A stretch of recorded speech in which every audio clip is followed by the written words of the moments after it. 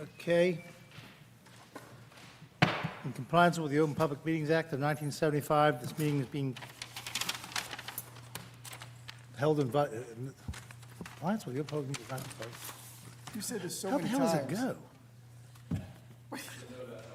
You've done it 1,000 times. It's been provided, if any member of the board has reason to believe this meeting is being held in violation of the Open Public Meetings Act of 1975, they should so state this time. What the hell am I doing? All right, we'll start with the Pledge of Allegiance. All right. I pledge allegiance to the flag of the United States of America and to the republic for which it stands, one nation, under God, indivisible, with liberty and justice for all. All right. Okay, Mr. roll call. Yes, Mr. Becerra. Here. Mr. Jones. Here. Mr. Crowley. Mr. Gorgone. Here. Mayor Mullick. Councilmember Yeager. Here. Mrs. Reed. Here. Mr. Lundholm. Here. Mr. Malloy. Mr. Paducas. Okay, we have minutes from September 12th. Corrections? Motion to adopt? I'll second. Okay, I'll pick. Motion by Mr. Jones, seconded by Mr. Gorgone. Mr. Gorgone? Yes. Councilmember Yeager? Yes. Mrs. Reed? Yes. Mr. Crowley? Mr. Lundholm? Yes. Mr. Jones? Yes. Mr. Becerra? Yes. Thank you. All right, the application for this evening that we were going to hear, which was postponed till this evening from last month, the applicant, as everybody probably knows, has asked to put that off again until next month. So, Rich, we have to Yeah, so make the an announcement. application, Bogle Investment Properties LLC, 502 Washington Street, Block 1050, Lot 9, it was tabled at our last meeting to be heard tonight, but it's been adjourned. It'll be heard on November 28th, 2023. This is your notice for that hearing. There will be no further notice. This is, so if you want to speak on that application, you need to come on November 28th, 2023. That's 502 Washington Street. Same time, same place. Thank you. Do we have to vote on that? Just to No. accept- No? I don't Okay. think so. Okay. All right, we have a discussion which is fairly limited tonight. Start off with the Zoning Board of Adjustment Annual Decisions 2022. And I think, I know the reason these are given to us, provided to us, is if we look at them and see there's some sort of a pattern of constant approval of something that deviates from the ordinance, we should be thinking about amending the ordinance to reflect that. Am I correct on that, Rich? That is absolutely correct. So, and I don't know if anybody saw any sort of a pattern, I certainly didn't. Rich, you're at both boards, so, Yeah, no, I don't, traditionally, when they do that, I'm just looking at that on my computer. Sometimes if the zoning board sees a pattern, they will alert the planning board to it as something to take under consideration. So right now, I'm not aware of anything specific. Craig is your planner, and he would, a lot of times those things originate from Craig. But as I sit here now, I can't recall anything, and when they passed that document, I don't recall any recommendations being made, so I don't have anything to add to that. I have to tell you, it doesn't really tell you what they were voting on. It gives you the sections of the ordinance, but it doesn't tell you what was happening that necessitated that, so it's. Well, It's a in one suggestion I'll make in the future is all of those result in resolutions. So if you have any question about any ones that were denied or any interest in them, I believe the resolutions are on the website, are they not? We don't? Don't post those on the website. Oh, interesting. Okay, well, if anybody ever wants one of the resolutions, you can certainly ask Karen for them. They don't need to be Oprah, they're public, No. they're very Can I- pure public records. So if you have any questions about those in the future, you can look up the resolution. If you have a question, you can always ask me too, but a shortcut is to ask for the resolution. So I don't know what other, you could request that the resolutions be attached to that document in the future, but that's a big document, It right? is. That's a lot. So that's up to you. I'm just trying to help, what I information would be useful. I think it's helpful that we rely on the board itself plus Craig for picking up any pattern that Yes. should be brought to our attention. The zoning board does do that, and they have done it in the past. Recall the undersized lot issue that we actually recommend. We were doing a ton of undersized lots, and we recommended that ordinance that came that eliminated a lot of those variances. And I'm sitting here, and I would say the biggest issue right now on the zoning board is pools. We're getting a lot of pool applications, one in the front yard, and then some issues about the distance from the structure, things like that. So we're getting a lot of pool applications. Village Green, too. Village Green, we're getting porches in the front of houses in Village Green. We're getting a bunch of those, people wanting to put front porches and then being in the setback. We get a few of those. But I would say the recurring theme is pools and lot coverage, and the combination of the two. Yeah, can I make a couple comments about that? I looked at this too, looking for a pattern like we did last year. And the pool thing came to my mind too, because a lot of these deal with pools. And several of them deal with pools in the front yard of houses, which, I mean, just off the top of my head, I don't know that a pool in the front yard does a lot for a neighborhood in terms of its presence. Pools attract activity. You want that in the backyard, not the front yard. I wish Craig were here, because I'm trying to figure out a reason why it's a good idea to have a pool in Well, front it's of you. not a good idea, but here's how that comes up, because I can think of a couple now. The one on there that was denied was a house that was set back from the front lot line by about 100 feet. Yeah, And it had been subdivided, and the owner who subdivided it pushed the other house way back so that they would have less impact on their view. So it had this huge front yard, and they want to put the pool in the front yard, which meant all the traffic had to go past the pool to get to the house, and it was right near a I don't want to say multifamily, but Right. either a condo or a hotel or something like that. And everybody came out and said, we don't want that pool there. And the board was like, when they subdivided it, they pushed it back for the benefit of the person who was subdividing it. We just don't see that it's appropriate to pool in the front yard. Another location was on a triangle. It was a road that came to a point. Because some houses don't really have a backyard. They kind of have either two front yards, or they're on a peninsula, Right, so that right. everything's in the front yard. So that's usually when that comes up. But it's rare that you see a request for it to be in the front yard where it's not an extraordinary lot. So a lot of those are. yeah, I noticed that there were two properties over in the new section over in near Velvento. That's a different issue. And that actually is one of the patterns. Well, that actually is a good pattern. That's a good point. That is a But pattern. When Velvento when that area was created, let me make sure I get this right.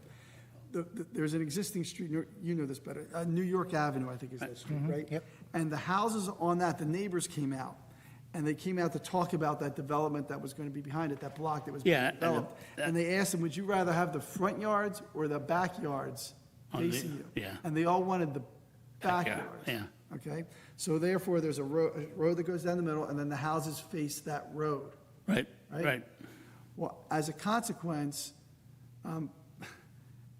all of the pools that people want to have in those houses end up along New York Avenue. So it appears to be a front yard, but it functions as a backyard.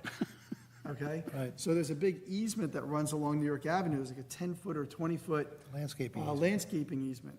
So the pools are very non-impactful. They really are okay there, but they need variances for them because these people have two front yards. The houses are oriented towards the Yeah, little street. yeah. But they end up having a house, a pool that is on a street Right. on New York. So they're all requesting variances, and they're getting them because it's where a pool should be, because there's a big landscape buffer between. And the there's pool. there's two lots down there that have 3 front yards, if they're on the corner. The corner Now, lot. there is a caveat to that, though, and it's fair warning, and we gave one of them the business about this. And it's fair warning is that what the developers are doing is they're building the houses to the maximum footprint for lot coverage.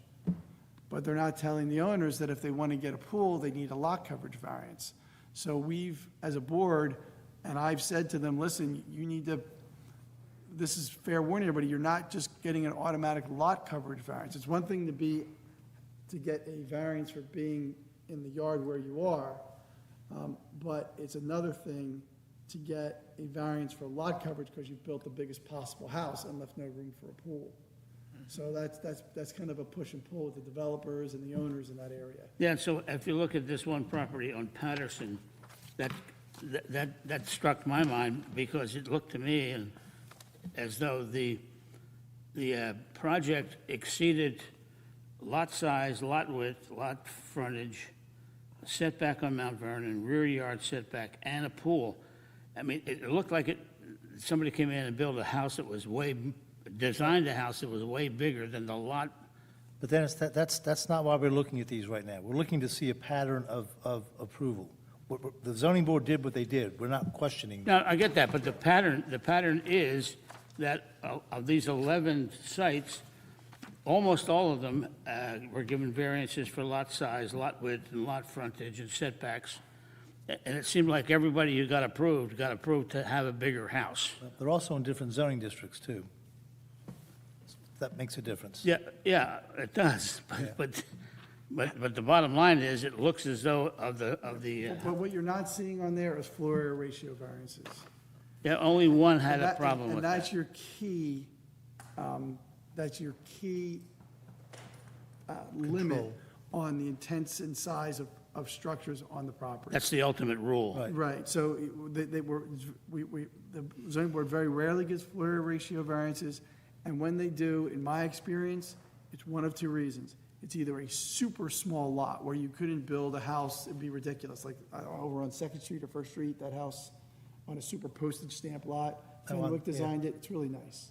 But you had to give them a floor area ratio because they just couldn't, they were gonna build a doghouse. if they 25. complied. The other one is backfill. Sometimes you'll have a house that is an existing structure, but some of the old ones have holes in them in the back, where they've kind of added on. Yeah. So they want to try to fix the interior of the house so it doesn't have all these goofy ups and downs, but you don't really see it from the street. It's not making it any bulkier. So on those, I've seen them give a floor area ratio variance, but even that's rare. So what you're not seeing, you may see lot width, lot depth kind of variances because they're existing lots and they're just small, but you won't see a floor area ratio variance. Yeah, there's only one on that list and they were denied, so. Right.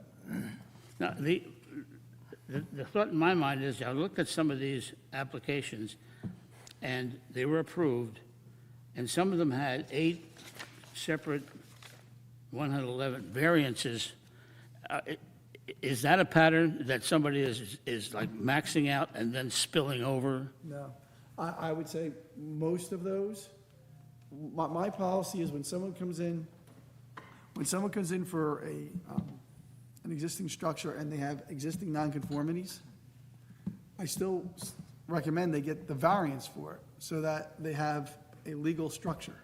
So we get a lot of stuff that old houses, that they have a side yard violation, a rear yard violation that's been there for 180 years. Yeah, Okay? yeah. So when they come in and they're putting an addition on it, we give them the variances they need to have a legal structure.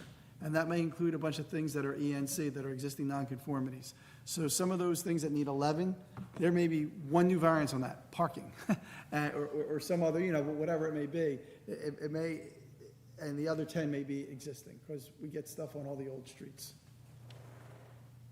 So there aren't necessarily 11 new variances. And the other one that sort of popped out at me was the piece of property on Yacht Avenue that's going to build 6 or 7 units in there, Near Wawa, yeah. and their site plan, their preliminary and final site plan was approved. Isn't that done at the planning board? No, it's a use variance for down there. It's a use variance for down there. On that And they're the only board that can hear a use variance, and they can hear a site plan in conjunction with the use variance. So, Yacht Avenue is zoned for single-family and Right. two-family only, so, All right, so the nature of the zoning district determines where it goes Thought it was commercial. for approval. no, I don't think it is. I know it needed a use variance. I mean, Bill's absolutely right, it needed a use variance. I'm not gonna quibble with what variance, and I know it needed a use variance. And that use variances can only be heard in the zoning board. Right. And we're gonna be discussing that shortly in the Bogle application. So, but use variances are for the zoning board. And but they're doing a use variance, they can also do site plan stuff. And the only other trend I think I saw was parking. Parking seems to be And 90% of those are, virtually ignored, I Not true, it's the opposite. Most of those parking variances you see are improvements of the parking situation, but still don't comply. So we have a lot of houses that have 0 parking. Yeah. And then when they come in and they want to put an addition on, they're creating 1 or 2 spaces where 2 or 3 are required. So they're improving the parking, but still need a variance. So they get a variance, but they are improving the situation, and that happens a lot. All right. How can a house have more than one front yard? Because it fronts on 2 streets, and each street's considered a front yard. It's not how it's used, it's just, it's a zoning nomenclature for front yards. It's- The front yard is the piece of property that faces the street. Now, the front property is however many sides face the street. As an example, I'll give you an example, my house. Your house. I've got 3 front yards. I'm on Massachusetts, Trenton, and Wisconsin. So technically, I have to be 25 feet off each of those. Yeah. Yeah, and I want to remember that Velvento stuff that we were talking about. I can't remember specifically if the problem there was that they had 2 front, okay, no, I know what it is. The one that they got a variance, they were the end one. Correct. So they were on the corner of New York and whatever that little, New York and where the little blue house is. Baltimore? I think, is it Baltimore? You know the little blue house, the, Yeah, so when it comes, whatever That word is that is? Baltimore. Yeah, okay. They were on the corner, so that's why they had 2 front yards. But don't you have to declare one? I mean, No, That's what I would think. No, No. not from a zoning standpoint, but from a post office standpoint, yes, you have to declare an address. that's the one at 1500 Velvento. Correct. And you've got the same situation at the other end of the block, which has not been built yet. And then you've got 2 or 3 houses in the middle that got variances for the parking, for the pool on the New York side of the property, which is your perceived rear yard, I guess, if you Yeah. want to call it that. Yeah, and the other one of Velvento wasn't on the corners. I don't think that was a 2 front yard situation. I think that was a, That was right next door to 1500. you know, a more classic variance. I think that might have been the one that had the lot coverage. Yeah, they had a lot coverage. Was that granted? The lot coverage? Yeah, it was granted. Yeah, but I think that was, That was where the warning That was shot touch and over- go. shot over the bow? yeah, that was touch and go. And I just have one more question. It seemed like most of these were approved, but the one for the Seacrest was the one from 825. That was denied. Yeah, put your mic, did you use your microphone on?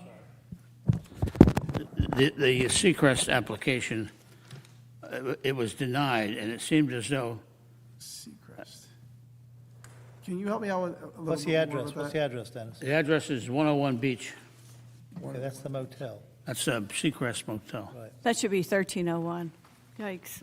We'll fix that. Oh, it should be 1301? Yeah, that's Cape CJ, Peter Shields. Oh, It should be yeah, that was Peter- that was 1301. Peter Thank Shields. you for fixing that. That explains why I was confused with that, because in the write-up here, they asked for a building setback on Trenton Avenue. Yeah. And That case, that matter was Oh, okay. appealed and then settled. And then settled by the approval of the board, where they removed a bunch of the variances. okay, I get it. I don't want to dig into it. I just was confused with the number. And then the last thing was, why were there so many HPC decisions denied? You have to ask the zoning board. I mean, is that a trend? There's- Yes, that's a That is a trend. trend too, yeah. But that's not something we can deal with on our level. Okay, well, The HPC's decisions are challengeable, but they have to go to the zoning board. right.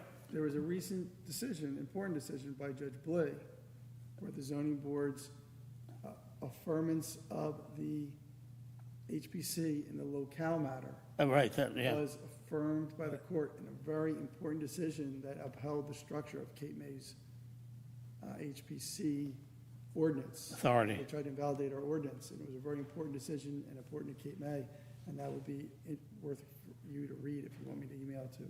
If you Yeah. want me to email it to you, email me and I'll email, or Karen can email it to you. She has the decision. Yeah, Email it yeah. to everybody, that's an important decision.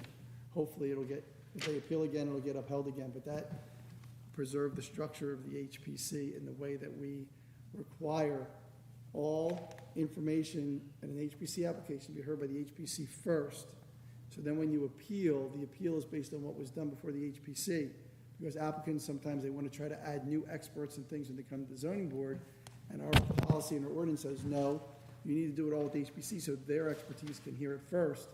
We don't want the zoning board hearing it first, because what's the point of the HPC? And that was upheld by the court.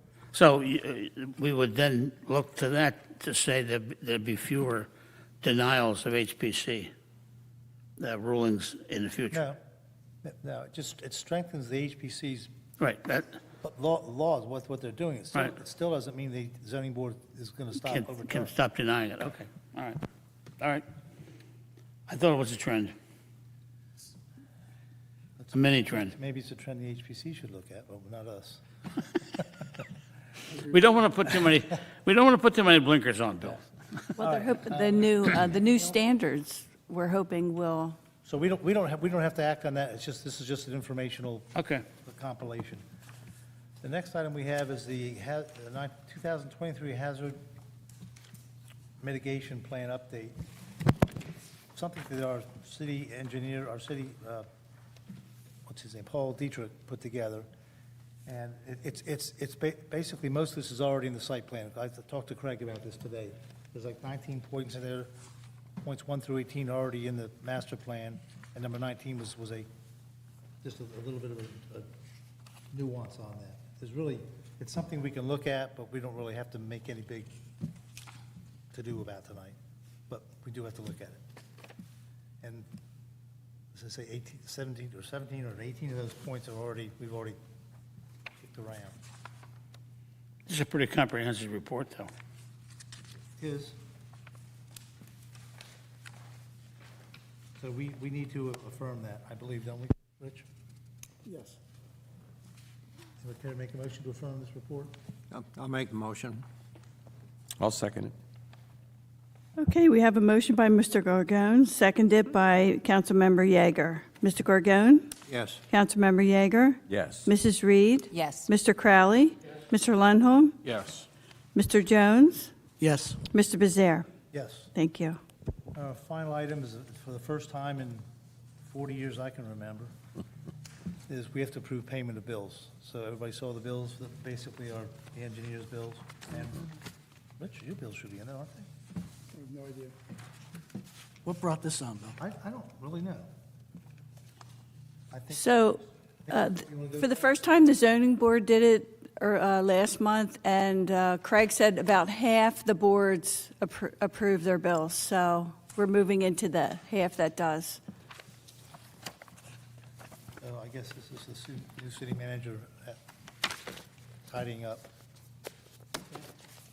But Actually, I like this list because it gives me an idea of what's in the pipeline here.